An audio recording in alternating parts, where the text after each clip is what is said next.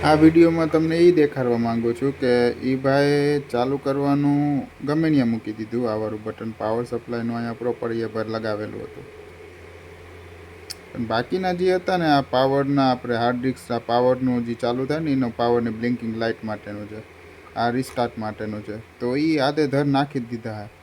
જ્યાં ન લગાડવાના હોય ત્યાં બધી પિન લગાડી દીધી. ને આ આવ્યું છે થાનગઢથી. હવે ત્યાંના જે કસ્ટમર મારા હતા ને એ ત્યાં દેખાઈ રહ્યું, તો 2 થી 3 વાર ત્યાં રિપેરિંગ કરવા દીધું. બે વાર પાછું જેવું હતો એવો પ્રોબ્લેમ આવી ગયો અને પૈસા લઈ લે. એ વસ્તુ એ થાય કે ભાઈ આપણી આગળથી લીધું, હું એમ નથી કહેતો કે ગમે ત્યાં રિપેર કરાવો તો એ અમારો પ્રોબ્લેમ છે કે ઓલું છે કે એ આપણી નથી, કાંઈ મતલબ નથી. પણ તમે જે રિપેર કરો પૈસા લ્યો છો એનો પ્રોપર પૈસા તો લ્યો તમે. એ જ તમને જ્ઞાન નથી કે ભાઈ અહીંયા શું લાગે, અહીંયા શટડાઉનનું લાગે, અહીંયા રિસ્ટાર્ટનું લાગે, અહીંયા પાવર ઓન ઓફ થાય, ઓન ઓફના બટન અગર જે લાઇટ થાય એનું થાય ને અહીંયા હાર્ડ ડિસ્કનું લાઇટનું એનું થાય, એ જ ખ્યાલ નથી. તમે પૈસા શીના લ્યો? આ વસ્તુ એ થાય ને કસ્ટમર મને કહે કે ભાઈ તમે નવું દીધું તો એમાં પ્રોબ્લેમ આવે છે, ને દીધા એને 2.5 વર્ષની ઉપર થઈ ગયા.